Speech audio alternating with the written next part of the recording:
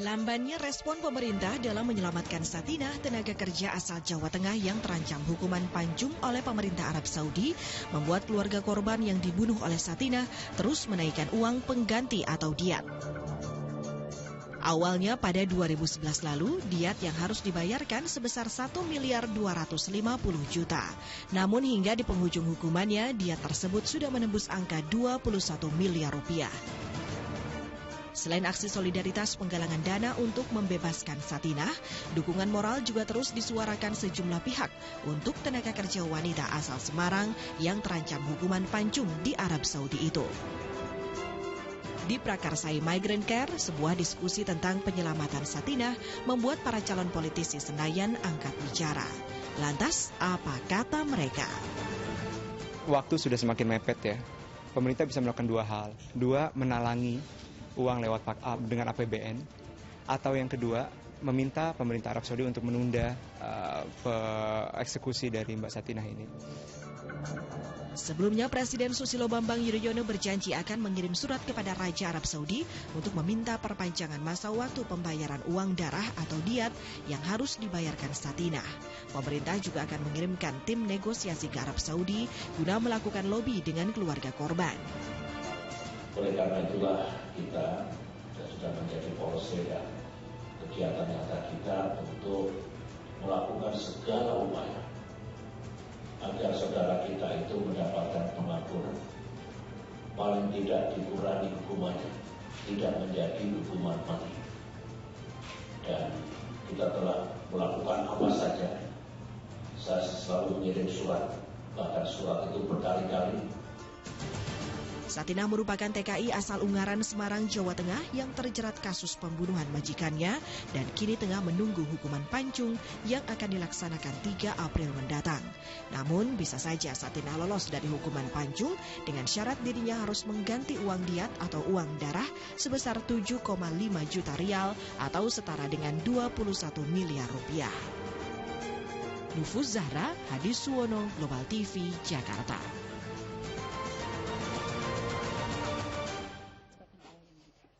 Baik, kita kembali lagi berbincang bersama Ibu Baria dan juga Bapak Nanang Fardiansyah. Ini menarik sekali kalau kita bicara masalah tadi ada disinggung masalah diat ya. Nah ini seperti apa sih sebenarnya kalau kita bicara masalah diat, uang tebusan atau yang 21 miliar tadi itu bisa dijelaskan nggak Mbak? Iya, sebenarnya kalau kita sendiri sebenarnya kita tidak lebih menekankan ke dia, tapi bagaimana sebenarnya proses-proses dari awal itu tidak kosong gitu. Jadi teman-teman yang khususnya Ibu Satinah yang menghadapi kasus ini harusnya ada proses dari awal gitu. Prosesnya benar-benar diupdate, didampingi gitu. Sementara terkait diat, tadi juga ada beberapa gambaran juga sudah bahwa nilainya sebenarnya sejak awal ada rendah gitu. Tapi kemudian setelah melalui berbagai proses yang menurut Kementerian Luar Negeri dilakukan lobby, dilakukan apa, tapi tiba-tiba kemudian malah diat ini menjadi 21 miliar. Nah ini yang kemudian seharusnya jadi pertanyaan kita bersama. Bagaimana sih sebenarnya mekanisme itu? Dan selama ini itu yang tidak transparansi. Bahkan terkait kasus Ibu Satinah, sejak awal ini tidak ada informasi yang transparan bagaimana prosesnya. Dan ketika keluarga 3 kali difasilitasi yang dimana Kementerian Luar Negeri itu menyatakan ini sebuah kita fasilitasi, tapi sebenarnya itu memang sudah tanggung jawabnya gitu untuk memberikan keluarga berakses dengan Ibu Satinah. Sementara ketika proses pemberangkatan ke sana sesuai dengan informasi keluarga juga hanya sebatas seremonial, dipertemukan sekali selama 15 hari di Arab Saudi, itu hanya sekali dipertemukan Ibu Satinah.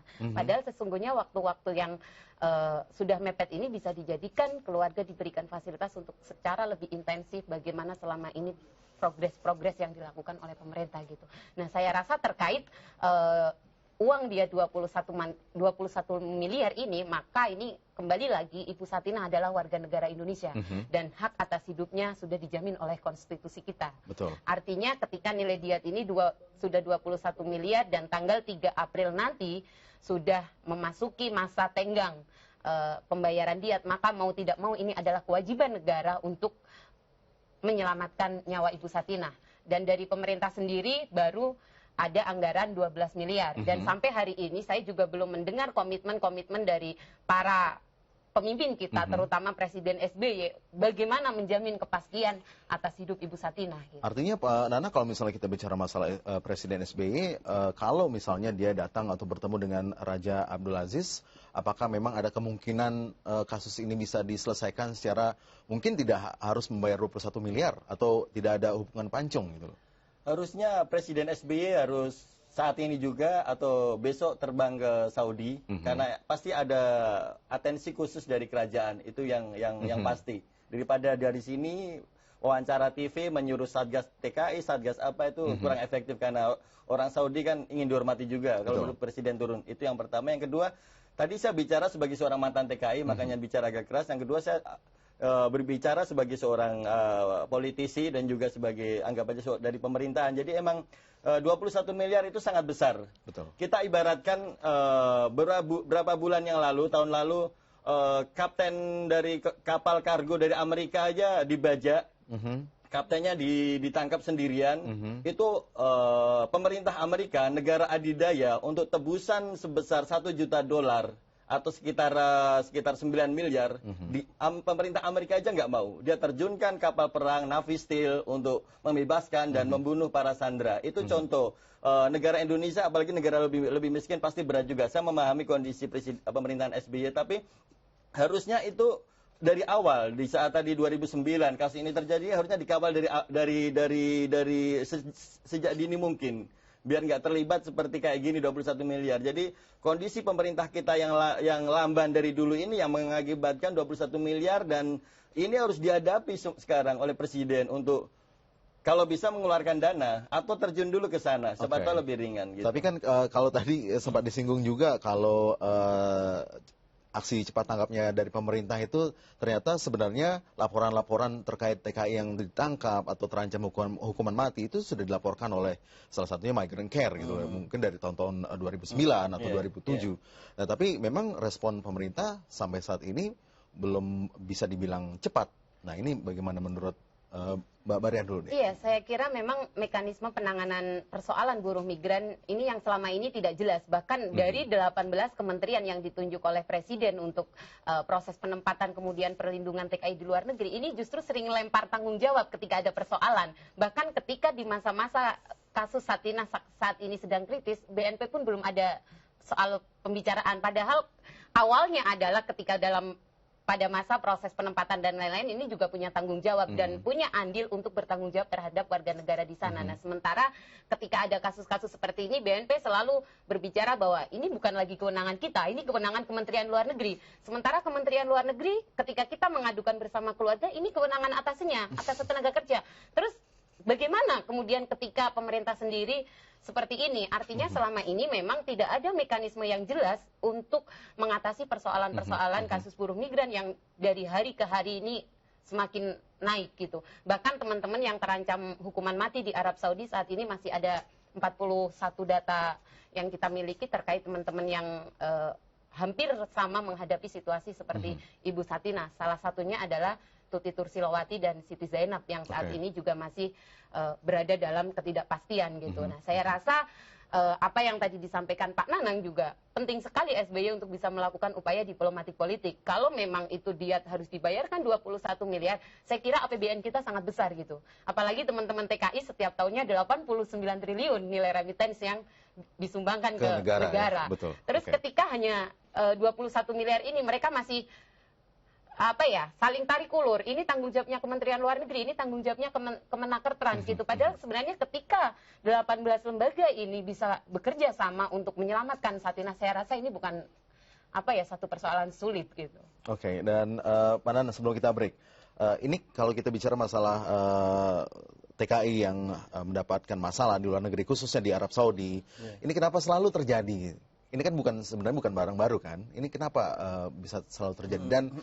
Dan dulu juga pernah ada wacana kalau gimana TKI ini jangan sampai dikirim lagi ke luar negeri, khususnya juga di Arab Saudi. Nah, bagaimana menurut Anda? Itulah kenapa saya sekarang bersuara keras untuk mendukung Migrant Care untuk perlindungan TKI. Karena saya kita mantan TKI dan setelah jadi TKI saya juga sebagai mahasiswa dan sebagai pengusaha. Tapi ketika kejadian ini kayak saya menyetel video rekaman ulang terus dan korbannya tiap hari beda, anak-anak bangsa berjatuhan, saya terpaksa bersuara keras kayak gini. Jadi kejadian kayak gini ya seperti saya bilang tadi, perombakan total semua, jangan saling menyalahkan. Saya pernah dengar dari omongan orang-orang dari Departemen 18 itu mereka saling sibuk menyiapkan presentasi, saling sibuk menyalahkan, saling sibuk siapa yang paling hemat anggaran untuk melindungi TKI. Ini menyangkut nyawa. Jadi jangan sibuk-sibuk buat presentasi laporan ke presiden, udah hemat berapa anggaran. Anggaran habis kan nggak apa-apa, kalau perlu minta lagi. Itu kan yang pertama. Yang kedua adalah kemarin presentasi dari Kementerian Luar Negeri, dari Pak Tatang Raya, katanya 270 berapa yang terancam hukuman mati, kita udah bebaskan separohnya. Lah separohnya lagi kan itu anak bangsa juga, gitu loh. Jangan ini jadikan kayak rapot kayak kita sekolah SD SMP, separuh merah, separuh hitam udah meninggal. Jadi tolong, jadi semua pihak sekarang lah jangan saling arogan. Saya tahu di internal kementerian atau antar lembaga itu saling ada konflik, ada internal, tapi untuk kasus TKI harus all out. Harus seperti Migrant Care, peduli banget sama TKI, ya kan? Apalagi kan kita hidup dan dibesarkan dari kehidupan TKI, ya kan, Remitis tadi ya. Baik, kita lanjut lagi di segmen berikutnya, dan pemirsa, perbincangan kami akan kami lanjutkan usai jeda berikut, tetaplah bersama kami.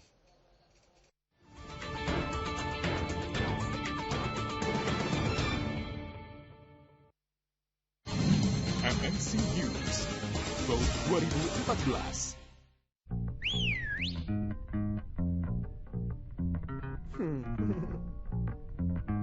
Mobil keluarga harusnya seperti Suzuki R3. Interiornya lebih berkelas dan lebih mewah. Test drive yuk.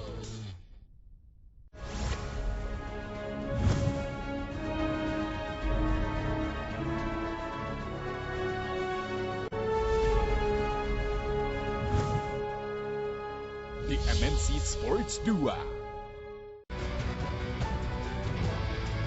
Sebagai seorang entrepreneur, saya mencari hunian yang mempunyai 3 karakter, yaitu lokasi strategis, high quality finishing, high investment value.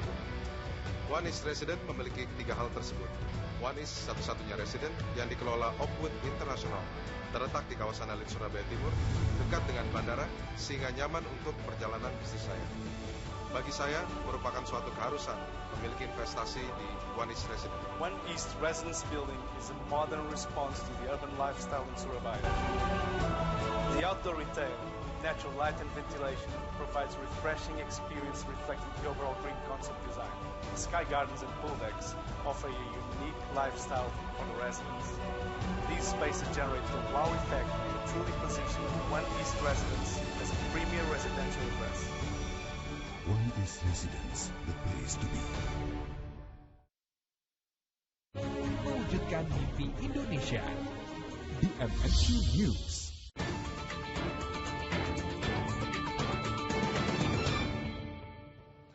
Ya, kembali lagi di Indonesia Sore, masih bersama Ibu Bariah dan juga Bapak Nanang Fardiansyah. Ibu, sebelum kita masuk ke kesimpulan, saya ingin tahu sedikit seperti apa kondisi keluarga Satina saat ini. Iya. Saat ini kondisi keluarga saya rasa kita bisa samalah merasakan bagaimana situasi ketika itu salah satu saudara kita atau orang tua kita yang mengalami seperti itu. Saya rasa keluarga Satina sampai hari ini juga masih sangat gelisah gitu menanti bagaimana nasib Ibu Satina tanggal 3 April ini. Sementara hingga hari ini 28 Maret juga belum ada kepastian yang diberikan oleh pemerintah. Padahal sesungguhnya Ibu Satina ke luar negeri adalah demi menghidupi keluarganya karena beliau sudah tidak bersuami gitu untuk menghidupi anaknya. Apapun yang menjadi persoalan di pemerintah kita, saya rasa harapan keluarga adalah bagaimana Ibu Satina bisa diselamatkan, jangan sampai kemudian peristiwa ini terulang kembali seperti halnya kasus Ruyati yang dipancung pada 2011.